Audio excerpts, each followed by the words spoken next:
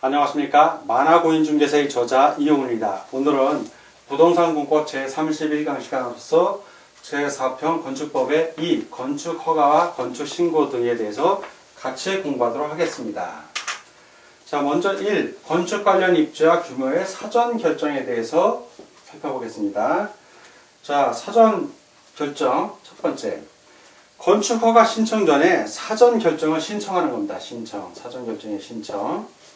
건축 허가 대상 건축물을 건축하려는 자는 건축 허가를 신청하기 전에 허가권자에게 해당 대지에 건축하는 것이 허용되는지 사전 결정을 신청할 수 있습니다. 사전 결정 신청자는 건축위원회 심의와 교통영향평가서의 검토를 동시에 신청할 수도 있습니다. 자, 허가권자의 사전 결정 절차입니다. 자, 이 사전 결정 절차. 허가권자는 사전 결정이 신청된 건축물의 대지 면적이 소규모 환경 영향평가 대상 사업인 경우에는 환경부 장관이나 지방환경관서의 장과 소규모 환경 영향평가에 관한 협의를 해야 합니다. 그리고 허가권자는 사전 결정 신청을 받으면 사전 결정을 한 후 사전 결정일부터 7일 이내에 사전 결정 신청자에게 알려야 합니다. 어떻게 알리냐면 사전 결정서를 송부합니다. 그래서 핵심은 사전 결정일부터 7일 이내에 알려주는 것이 핵심입니다. 그리고 사전 결정을 하게 되면 그 효력이 있어요. 자, 사전 결정의 효력. 어떤 효력이 있냐면 관련 인허가 등을 받은 것으로 의지를 해주고요. 두 번째, 사전 결정 후 2년 이내에 건축 허가를 신청해야 합니다. 만약에 건축 허가를 신청하지 아니하면 이 효력은 상실이 됩니다. 그래서 사전 결정을 받고 2년 이내에 건축 허가 신청해서 건축을 하게 되는 겁니다. 다음 이제 건축 허가에 대해서 같이 알아보도록 하겠습니다. 자, 이번에는 건축 허가에 대해서 좀 알아보겠습니다. 자, 건축 허가. 건축 허가라는 건 뭐냐면 일반적으로 금지된 건축 행위를 일정한 요건 아래 해제하여 본래의 자연적 자유를 회복해주는 행정처분을 말합니다. 자, 허가권자. 자, 건축 허가를 하게 되면 어떤 사람들이 허가를 해주는가? 허가권자. 원칙이 있어요. 허가권자의 원칙. 원칙적인 허가권자라는 얘기예요. 특별자치시장. 그리고 특별자치도지사. 그 다음에 시장, 군수, 구청장. 이런 사람들이 원칙적인 허가권자입니다. 근데 예외적인 허가권자가 있어요. 예외적인 허가권자.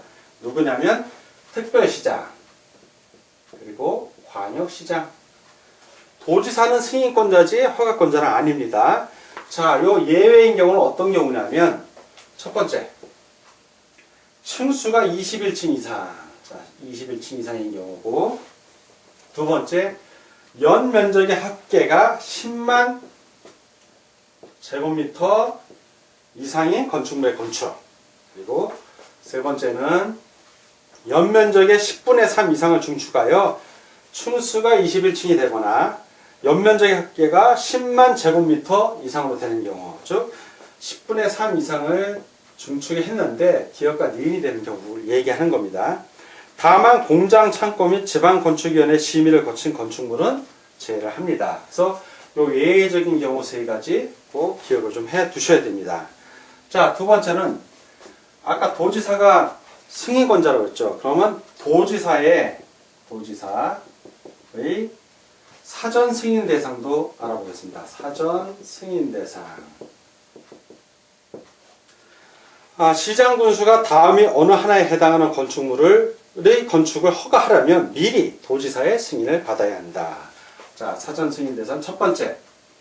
특별시장, 광역시장의 건축 허가 대상이 되는 건축. 바로 이거. 특별시장,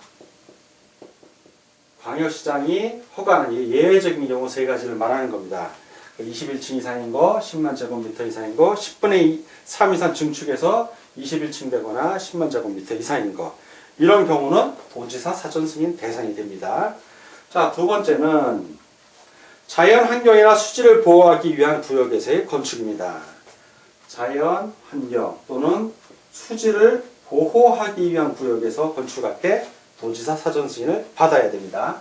세 번째는 주거환경, 또 교육환경 등의 환경보호구역에서 건축하는 이런 데서 건축하는 위락시설, 그리고 숙박시설 이런 것들은 도지사의 사전 승인 대상이 됩니다. 자, 다음 세 번째 건축허가 신청 방법이에요. 건축허가 어떻게 신청하는가? 이 신청 방법은 건축허가를 받으려는 자는 허가 신청서에 설계 도서를 첨부하여 허가권자에게 제출해야 한다. 그러니까 허가 신청서 플러스 설계 도서 첨부해서 제출을 해야 됩니다. 자, 네 번째 건축허가를 취소하는 경우가 있어요. 건축허가를 취소하는 경우 허가권자는 건축허가를 받은 자가 다음의 어느 하나에 해당하면 허가를 취소하여야 한다입니다. 취소해야 한다. 어떤 경우? 첫 번째, 허가를 받은 날부터 2년 이내에 공사에 착수하지 않은 경우. 자, 허가를 받았어요. 그래놓고 2년 이내에 공사에 착수를 하지 않아. 그러면 허가를 취소해야 됩니다. 2년. 자, 약간 예외적인 규정이 있는데 공장의 신설, 증설 또는 업종 변경의 승인을 받은 공장입니다. 공장. 자, 공장은 몇 년? 1년도 플러스 해줘요. 3년입니다. 3년 이내. 공장은 3년 이내. 그리고 농지 전용 허가 또는 신고가 의제된 공장의 경우에는 역시 3년입니다. 자, 이 공장이 3년 이내에 공사에 착수하지 않으면 그때는 허가를 취소해야 하는 겁니다. 다만 정당한 사유가 인정됐을 때는 1년의 범위에서 공사의 착수 기간을 연장할 수 있습니다. 자, 두 번째 경우, 취소해야 되는 두 번째 경우는 1회 기간, 요거예요. 2년. 일반적으로 2년, 공장은 3년. 이 1회 기간 이내에 공사에 착수하였으나 공사의 완료가 불가능한 거예요. 공사를 했는데 완료가 불가능해. 완료가 안 돼. 자, 이런 경우에도 건축허가를 취소해야 합니다. 자, 세 번째. 착공 신고 전에 경매 또는 공매 등으로 건축주가 대지의 소유권을 상실한 때부터 6개월이 경과한 이후 공사의 착수가 불가능하다고 판매되는 경우. 자, 착공 신고 전에 건축허가를 받았는데 이제 착공은 아직 안 했어요. 신고 전에 경매 또는 공매 등으로 건축주가 대지의 소유권을 상실했어요. 자, 대지의 소유권 상실을 하고 6개월이 지났어. 자, 6개월이 경과했으니까 지났습니다. 경과했는데 이후 보니까 공사의 착수가 불가능해. 그러면 건축허가를 취소해야 하는 겁니다. 건축허가 취소. 자, 이렇게 건축허가에 대해서 알아봤고 다음 건축신고 등에 대해서 같이 알아보도록 하겠습니다. 자, 이번에는 건축신고에 대해서 같이 공부하도록 하겠습니다. 건축신고는 허가는 신고라는 것은 허가보다 단계가 좀 낮은 거예요. 그러니까 신고만 하는 것만으로도 이미 허가 받은 것으로 봐준다는 얘기죠. 자, 어떤 경우냐? 자, 이 건축신고 살펴보겠습니다. 첫 번째는 건축신고 대상이요. 자, 신고 대상. 자, 미리 건축 하기 전에 미리 받는 겁니다. 건축하고 나서 받는 게 아니라 신고 대상이라 하더라도 미리 특별자치시장, 특별자치도시사, 시군구청장, 즉 허가권자죠. 건축허가권자. 허가권자에게 신고하면 건축허가를 받은 것으로 보는데 어떤 경우냐? 중요한 거 5가지 경우가 나옵니다. 첫 번째, 바닥 면적의 합계가 85제곱미터 이내의 증축, 개축, 재축입니다. 자, 85제곱미터 이내의 증축, 그리고 개축, 재축. 자, 이런 경우는 신고만 하면 됩니다. 미리 신고를 하는 겁니다. 자, 두 번째, 관리지역, 농림지역, 자연환경 보존지역에서 연면적이 200제곱미터 미만이고 3층 미만인 건축물의 건축입니다. 자, 관리지역, 그 다음에 농림지역, 자연환경 보존지역에서 이제 건축을 하는데 연면적이 200제곱미터 미만이고 그리고 3층 미만이니까 3층은 해당이 안 됩니다. 1층, 2층 얘기하는 거예요. 미만인 건축물의 건축입니다. 근데 제외되는 경우가 있죠. 이 경우에도 제외되는 경우가 있습니다. 어떤 경우? 지구 단위 계획구역과 방제지구 등 제외 취약 지역으로서 대통령령으로 정하는 구역에서의 건축은 허가를 받아야 합니다. 그러니까 지구 단위 계획구역하고 방제지구 등에서는 건축 허가를 신고 대상이라 하더라도 건축 허가를 받아야 되는 겁니다. 그런 경우에는. 자, 세 번째. 연면적이 200제곱미터 미만이고 3층 미만인 건축물의 대수선. 자, 연면적이 200제곱미터 미만이고 그리고 3층 미만인 건축물의 대수선입니다. 대수선. 아까는 요거 2번에서는 관리적, 농림적, 자연환경 보존적에서 요거 3층 미만은 이건 건축이었고 요거는 대수선입니다. 다르죠.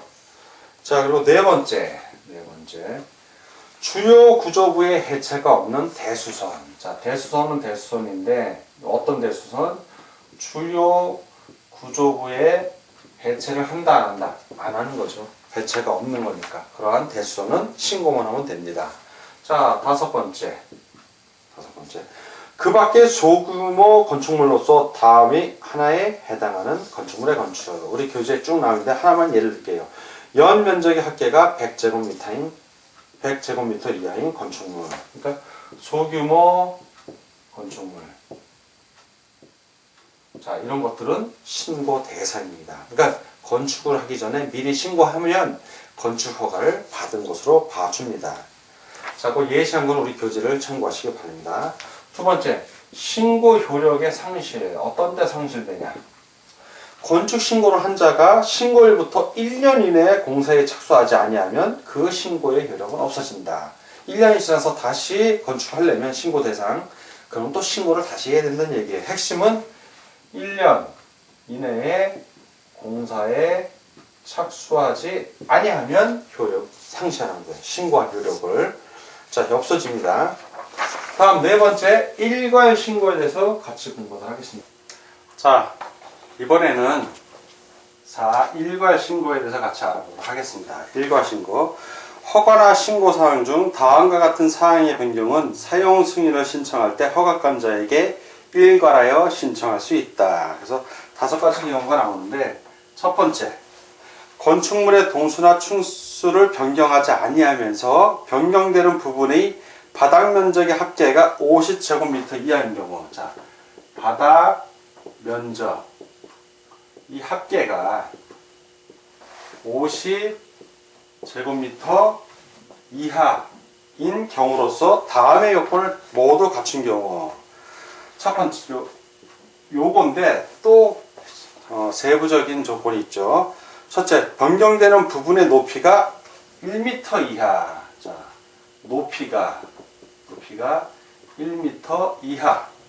이거나 전체 높이의 10분의 1 이하일 것. 두 번째, 허가를 받거나 신고를 하고 건축 중인 부분의 위치 변경 범위가 1m 이내일 것. 자, 위치가 변경이 되는데 이 범위가, 위치 변경 범위가 1m 이내일 것. 자, 이제 세 번째, 이것 신고를 하면 건축 허가를 받은 것으로 보는 규모에서 건축 허가를 받아야 하는 규모로의 변경이 아닐 것. 자, 허가를 받아야 하는 규모의 변경이 아닐 것. 이제 허가를 받은 것으로 보는 건 괜찮은데 허가를 받아야 되는 그런 허가 규모로의 변경은 안 된답니다. 그래서 50제곱미터 이하인 거를 전제로 1m, 10분의 1 높이 경우 위치 변경 1m, 그리고 허가로의 규모가 아닌 것, 허가를 받아야 되는. 자, 두 번째 일괄 신고 두 번째 경우입니다. 건축물의 동수나 충수를 변경하지 아니하면서 변경되는 부분의 연면적 합계의 10분의 1 이하인 경우. 자, 변경되는 부분이 연면적 합계의 10분의 1 이하인 경우. 자, 연면적이 5,000제곱미터 이상의 건축물은 각 층의 바닥 면적이 50제곱미터 이하의 범위에서 변경되는 경우만 해당이 된다. 자, 이 50제곱미터. 그 다만 부분은 이제 4하고 5가 관련되어 있습니다. 그 다만은 이제 뒤에 나올 4하고 5인데 4의 본문하고 5의 본문에 따른 범위의 변경의 경우만 해당한다. 요 2는 밑에 나오는 4하고 5, 예, 본문에 따른 범위, 4, 5 본문에만 해당이 된다는 얘기예요. 자, 이제 4, 5는 이제 순서대로 설명하겠습니다. 세 번째, 대수선에 해당하는 경우. 대수선. 자, 역시 대수선도 일괄신고할 수 있습니다. 네 번째, 방금 말한 이 4입니다. 건축물의 층수를 변경하지 아니하면서 변경되는 부분의 높이가 1m 이하이거나, 자, 층수는 변화가 없어요. 층수는 변경하지 아니하면서 변경되는 부분의 높이가 1m 이하 이거나 전체 높이의 10분의 1 이하인 겁니다. 다만 변경되는 부분이 1의 본문, 자, 1의 본문, 바닥 면적 합계 50제곱미터, 2의 본문, 연면적 합계 10분의 1, 그리고 4의 본문, 2의 본문이 5의 본문인지, 5 조금 이따 나옵니다. 5의 본문에 따른 범위의 변경인 경우만 해당한다. 역시 이것도 조건이죠. 1, 그리고 2, 5의 본문인 경우만 해당이 되는 겁니다. 다만 뭐 이런 거 말고 그 문장이 있으면 본문 나오고 다만 이렇게 하면 그건 단서 조항이라고 합니다. 근데 이건 본문만 해당이 되는 겁니다.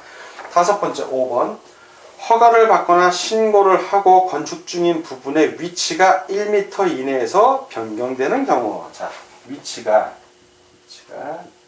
1m 이내에서 변경되는 겁니다. 1m 이내에서의 변경. 역시 다만, 단서조항인데 다만 변경되는 부분이, 자, 이거 역시 변경되는 부분이 1의 본문, 그리고 2의 본문, 그리고 4의 본문에 따른 범위의 변경인 경우에만 해당이 된다. 그래서 이렇게 단서조항들이 있으면 그 단서조항에 맞게 해석을 해주면 됩니다.